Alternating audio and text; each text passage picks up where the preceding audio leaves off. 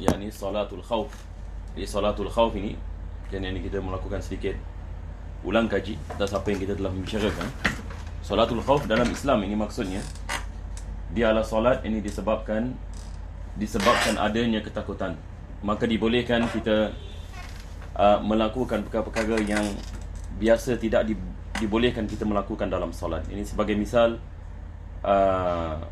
solat ini dalam keadaan berjalan ataupun solat ini dalam keadaan berlari apabila seorang itu dalam medan pertempuran ini dan sebagainya. Jadi kita ada solat yang dikenali sebagai salatul khauf dan solat syiddatul khauf.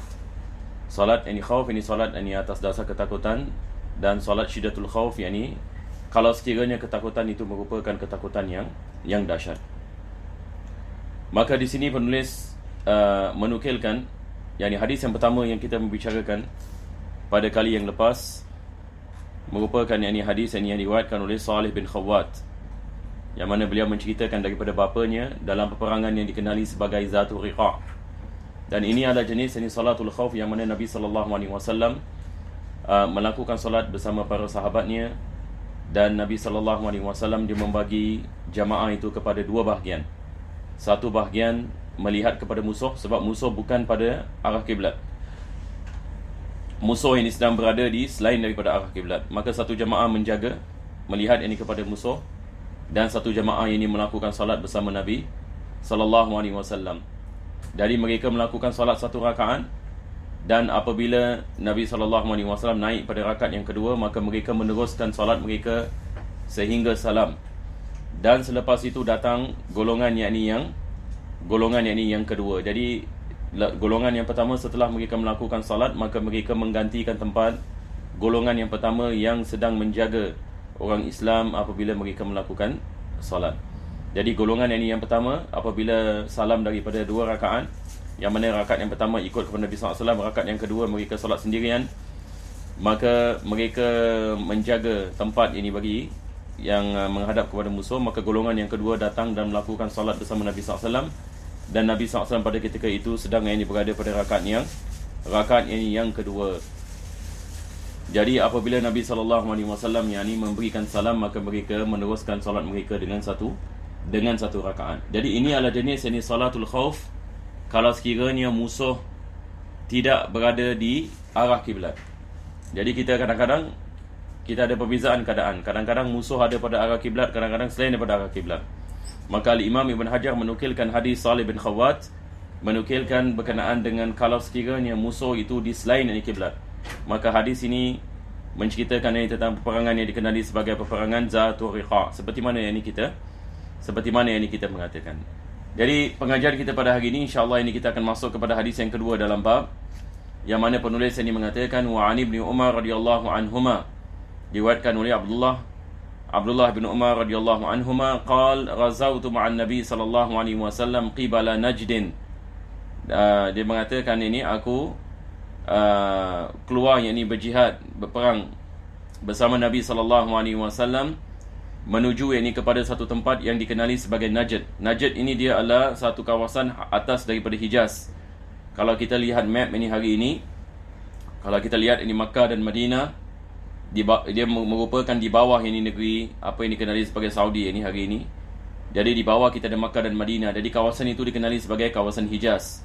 Atasnya akan masuk kepada kawasan yang dikenali sebagai Najd. Maka Najd ini dia adalah kawasan atas daripada Hijaz. Maka Abdullah bin Umar mengatakan aku keluar bersama Nabi SAW menuju ke kawasan yang dikenali sebagai Najd. Fawazainal adu fasafafnahum. Jadi dia mengatakan kebetulan musuh ini berada di arah kiblat. Musuh ini berada pada arah kiblat. Maka Nabi SAW pun membagikan saf bagi kami. Faqama Rasulullah SAW yusalli bina. Jadi dia mengatakan Nabi SAW melakukan salat ini bersama kami. Faqama ta'ifatun ma'ahu. Jadi jamaah ini dibagi kepada dua bahagian. Bahagian yang pertama dan bahagian yang kedua. Maka apabila Nabi SAW yakni dia melakukan afwan ya, ini adalah musuh yang ini selain daripada kiblat. Afwan, kita akan masuk pada hadis yang ketiga nanti. Hadis yang ketiga yang menceritakan ini tentang kalau sekiranya musuh itu ini di arah yang ini kiblat. Maka hadis yang kedua ini, Nabi SAW ini dia membagikan jamaah yang ini kepada dua jamaah. Ini seperti mana kita mengatakan pada hadis yang pertama. Hadis yang pertama juga Nabi SAW membagikan ini jamaah ini kepada dua jamaah. Jadi jamaah yang pertama melakukan salat bersama Nabi SAW. Ini dia mengatakan faqama ta'ifatun ma'ahu wa aqbalat ta'ifatun 'alal adu. Jadi satu jamaah melakukan salat bersama Nabi SAW, satu jamaah lagi menghadap ini kepada musuh. Wa raka'a biman ma'ahu wa sajada sajdatain summa sarafu makana ta'ifatil lati lam tusalli faja'u. Yani ini adalah seperti hadis yang pertama, seperti mana kita mengatakan satu golongan yang ini menjaga daerah musuh, satu golongan salat bersama Nabi SAW. Apabila mereka habis, maka mereka ganti tempat. Yani dia jaga yang ini musuh, dan yang tadi yang jaga musuh yang sekarang ini melakukan salat ini bersama Nabi SAW. Faqama kullu wahidin minhum faraka'a li nafsihi raka'atan wa sajada sajdatain. Muttafaqun alaih wa hadha lafzul Bukhari.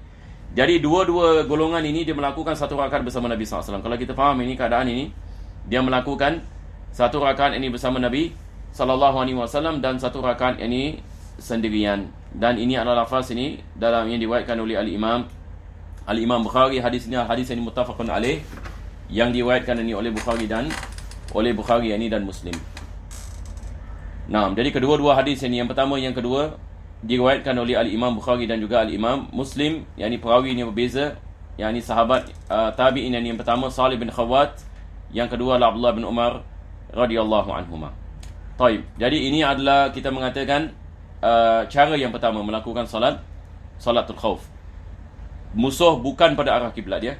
Musuh yang ini bukan pada arah kiblat, maka kita membagikan jamaah kepada dua golongan. Satu golongan melakukan salat bersama imam, dan apabila imam naik pada rakaat yang kedua, maka dia melakukan salat sendirian dan dia salam, dan selepas itu dia mengambil tempat golongan yang satu lagi yang menjaga musuh. Maka yang menjaga musuh sekarang ini melakukan salat dan meneruskan ini salat ini bersama imam, dan imam ini sedang berada pada rakaat ini yang kedua. Baik. Sekarang ini kita masuk ini kepada hadis ini yang ketiga. Baik, kita akan lihat ini di sini ada beza ini cara melakukan salat. Insya-Allah ini kita baca terus.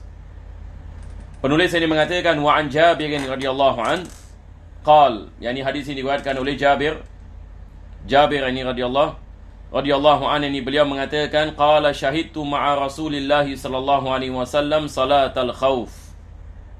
Yani kami melakukan salatul khauf ini bersama Nabi sallallahu alaihi wasallam. Fasaffana saffaini. Maka Nabi yakni membagikan kita kepada dua saf. Membagikan jamaah ini kepada dua saf. Safwan khalfa Rasulillah sallallahu alaihi wasallam wal adu bainana wa bainal qiblah. Ini dia. Yang tadi saya mengatakan ini adalah keadaan yang mana musuh berada pada arah kiblat. Jadi keadaan semua yang kita bicarakan sebelum ini adalah musuh ini bukan ada pada arah kiblat. Sekarang ini kita akan lihat bagaimana pula kalau sekiranya yang musuh itu sedang berada yang ini pada arah kiblat. Jadi beliau mengatakan, Jabir radhiyallahu anhu ini beliau mengatakan musuh yang ini di antara kami dan antara kiblat. Fakabbara Nabi sallallahu alaihi wasallam wa kabbarna jami'an. Jadi kesemua masuk ke dalam salat. Golongan yang pertama masuk ke dalam salat, golongan yang kedua, jemaah yang kedua juga masuk ke dalam salat. Dan mereka melakukan takbir bersama Nabi SAW. Yang ini Nabi masuk ke dalam salat, semua yang ini masuk ke dalam salat. Yang musuh berada di depan. Summa raka'a wa raka'na jami'an. Selepas itu bila Nabi rukuk, semua yang ini rukuk. Rukuk tidak ada masalah. Semua ikut yang ini rukuk. Musuh yang ini berada di depan. Summa rafa'a ra'sahu minar ruku'. Dan selepas itu Nabi SAW yang ini mengangkat dirinya daripada rukuk, yang ini melakukan i'tidal. Wa rafa'na jami'an. Yang ini kami pun semua yang ini melakukan i'tidal. Summan hadara bis sujud. Dan selepas itu Nabi melakukan sujud. Wa safful ladhi yalihi wa qama safful muakharu fi nahril adu. Jadi saf yang pertama melakukan sujud bersama Nabi SAW, tetapi saf yang kedua tidak melakukan sujud. Mereka tetap berdiri dalam i'tidal. Jadi kalau kita boleh bayangkan, saf yang pertama melakukan sujud bersama Nabi SAW, saf yang kedua tidak melakukan sujud. Apa sebabnya? Kenapa mereka tidak melakukan sujud ini bersama Nabi SAW? Sebabnya adalah supaya mereka dapat lihat ini kepada musuh. Kalau sekiranya semua melakukan sujud, ini apa jadi? Musuh akan mengambil kesempatan untuk membunuh orang Islam dalam keadaan sujud. Jadi saf yang kedua, dia tidak melakukan sujud, dia menghadap ini kepada musuh.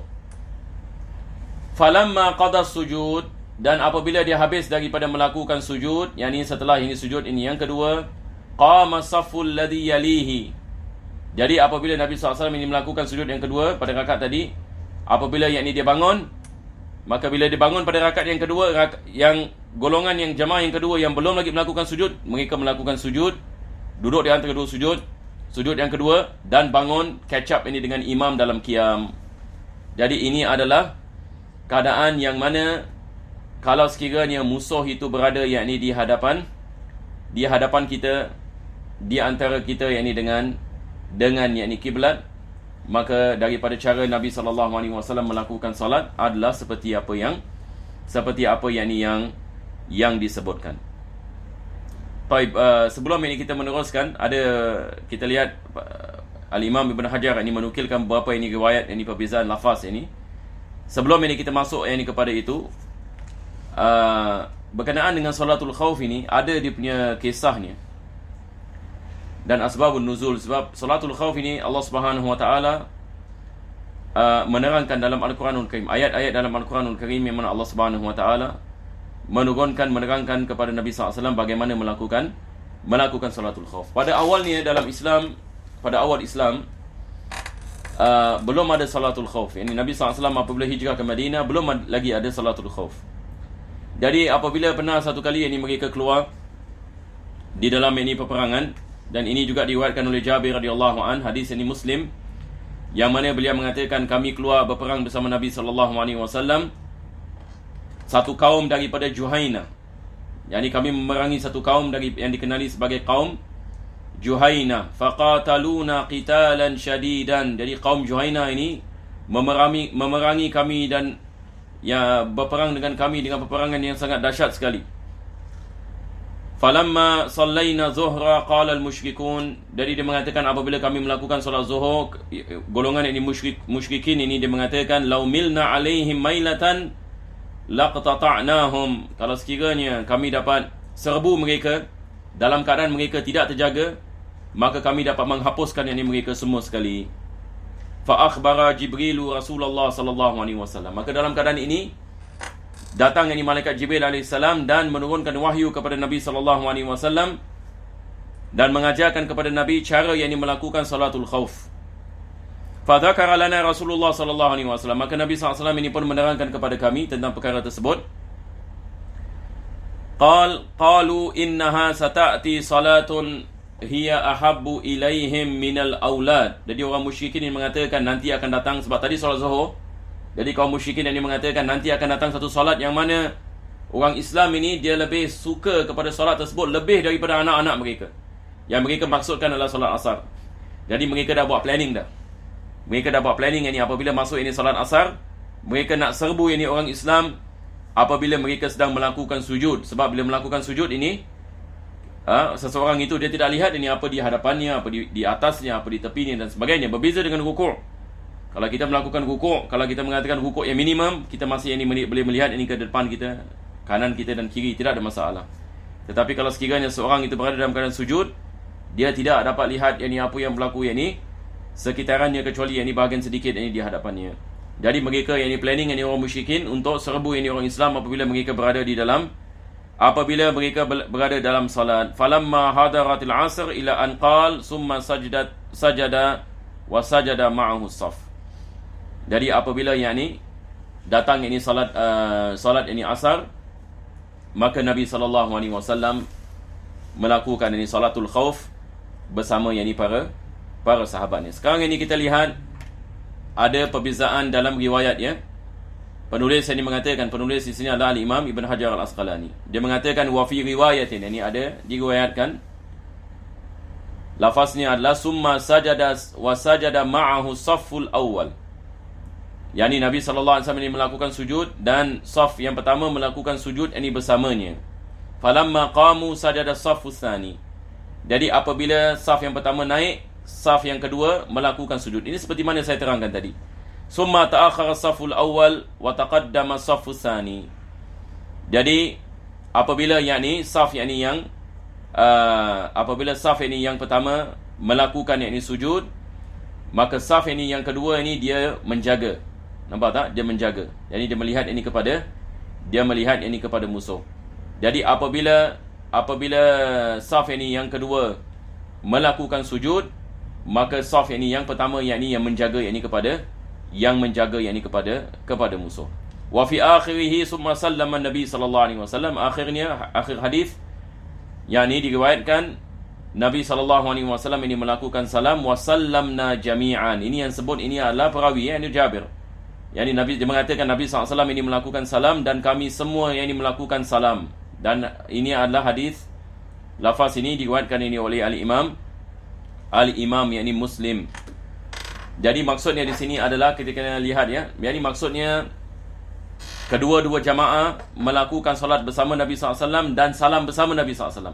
Cuma bezanya di mana? Bezanya adalah apabila melakukan sujud, itu saja. Sebab hikmahnya bila kita melakukan sujud, ini adalah masanya kaum musyrikin pada ketika itu mereka nak serbu orang Islam. Maka apabila saf yang pertama melakukan sujud, saf yang kedua tidak melakukan sujud. Apabila saf yang pertama naik kepada qiyam, baru saf yang kedua melakukan sujud. Dan apabila saf yang kedua melakukan sujud, maka saf yang pertama yang menjaga musuh. Dan selepas itu beliau mengatakan wali Abu Daud, diriwayatkan oleh Al-Imam Abu Daud an Abi Ayyash Az-Zuraqi misluhu. Ini kita juga ada riwayat daripada Abu Daud, ini seperti yang diriwayatkan oleh Imam Muslim berkenaan dengan lafaz tadi. Dan ada penambahan sedikit, dia mengatakan annaha kanat bi'usfan. Dan ini adalah perkara yang penting dalam riwayat Abu Daud disebutkan di mana tempat ini, yakni di mana Nabi SAW ini melakukan salatul khauf ini seperti ini. Jadi dalam riwayat ini Abu Daud disebutkan bahawasanya tempat ini tersebut merupakan satu tempat yang dikenali sebagai Usfan. Itu sebab dalam kitab-kitab fikih disebutkan misalan ini adalah jenis salat yang dilakukan Nabi SAW ini di Usfan.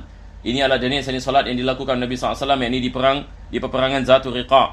Sebagai misal, ini berkenaan dengan cara yang pertama tadi yang kita membicarakan. Seterusnya penulis mengatakan pada hadis yang seterusnya, walin Nasa'i, diriwayatkan oleh Al-Imam Nasa'i min wajhin akhar, daripada wajah yang berbeza, daripada Jabir radhiyallahu anna Nabiy sallallahu alaihi wasallam shalla bi ta'ifatin min ashabihi rak'atain. Bahawasanya Nabi sallallahu alaihi wasallam melakukan salat dengan satu jamaah 2 rakaat. Summa sallam, selepas itu beliau melakukan salam. Summa shalla bi akharin aidan rak'atain summa sallam. Maksudnya Nabi sallallahu alaihi wasallam ini melakukan salat 2 kali. Salat yang pertama melakukan dengan jamaah yang pertama, salat yang kedua melakukan dengan jamaah yang kedua. Maka ini semua adalah daripada perkara yang menerangkan kepada kita perkara seperti ini juga dibolehkan. Jadi apa yang kita dapat faham di sini adalah para sahabat Nabi sallallahu alaihi wasallam mereka mahu melakukan salat bersama Nabi, itu ceritanya. Itu sebab Nabi sallallahu alaihi wasallam tahu perkara sedemikian, maka Nabi membagikan jamaah kepada 2 bahagian. Jamaah seperti di Zatul Riqa misalan musuh bukan pada arah kiblat, maka jamaah yang pertama melakukan 1 rakaat bersama Nabi, jamaah yang kedua melakukan 1 rakaat bersama Nabi. Dan berkaitan dengan Usfan, kedua-dua jamaah melakukan salat bersama Nabi, cuma beza dalam apabila mereka melakukan sujud. Dan riwayat An-Nasa'i mengatakan Nabi SAW melakukan 2 kali salat. 1 kali salat dengan jemaah yang pertama, lagi 1 kali salat dengan jemaah yang kedua. Maka semua ini menerangkan kepada kita betapa pentingnya para sahabat kepada salat jamaah.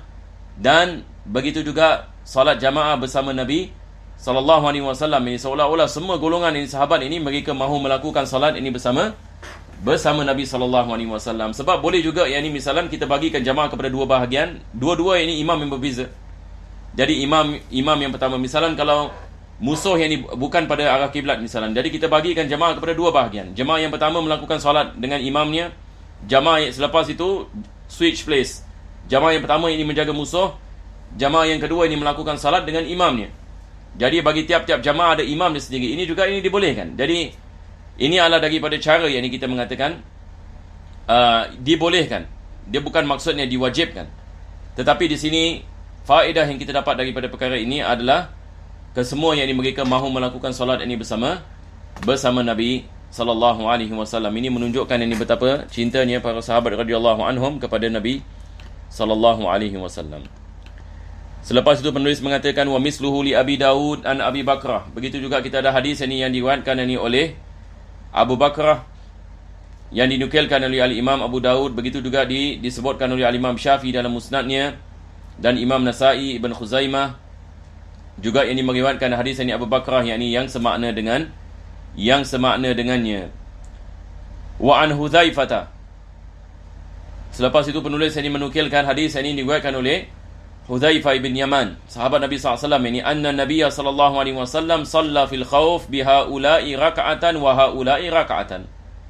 Kalau kita faham ini tadi hadis ini yang pertama, dan juga hadis Salih bin Khawat, hadis riwayat Jabir radhiyallahu an, Nabi sallallahu alaihi wasallam melakukan dengan satu jamaah satu rakaat. Apa maksudnya?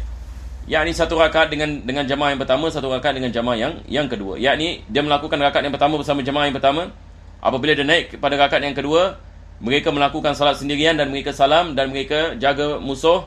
Yang kedua masuk rakaat yang kedua dan mereka melakukan salat satu rakaat bersama Nabi sallallahu alaihi wasallam. Maka maksud daripada hadis ini sama, yakni seperti apa yang kita membicarakan dalam hadis yang kedua tadi. Dalam hadis ini yang kedua, dan begitu juga dengan hadis ini yang pertama. Walam yaqdu, dan mereka tidak mengulangi yakni salat ini mereka. Yakni maksudnya mereka melakukan yakni salat ini sedemikian ini hingga ke salam.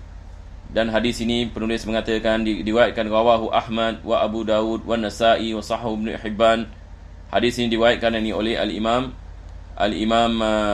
Ahmad, begitu juga diriwayatkan oleh Al-Imam Abu Dawud dan diriwayatkan oleh Nasa'i dan Ibn Hibban. Ini mengatakan hadis ini adalah hadis ini yang sahih. Wa misluhu 'inda Ibn Khuzaimah 'an Ibn Abbas. Begitu juga diriwayatkan oleh Ibn Khuzaimah daripada Abdullah bin Abbas radhiyallahu anhuma. Jadi dengan ini insya-Allah taala kita berhenti di sini. Mudah-mudahan Allah Subhanahu wa taala memberikan kepada kita kefahaman dan taufik dan hidayah. Minta maaf ya, saya sebenarnya terlupa nak masukkan, astagfirullahalazim, nak masukkan kitabnya ya. Jadi hari ini sebenarnya biasanya saya akan masukkan kitabnya. Saya silap ya. Tapi tak apa, insya-Allah antum boleh refer ini kepada kitab masing-masing ini kalau nak ikut pengajian ini pada hari ini tadi ya. Saya terlepas tadi ya. Saya tidak meletak kitab. Sebab kalau saya letak kitab lebih mudah yang ni orang mengikutinya. Insya-Allah yang ni. Pada kali-kali yang akan datang insya-Allah saya akan meletak seperti biasa insya-Allah. Sallallahu ala sayyidina Muhammadin wa ala alihi wa sahbihi wasallam. Alhamdulillahirabbil alamin.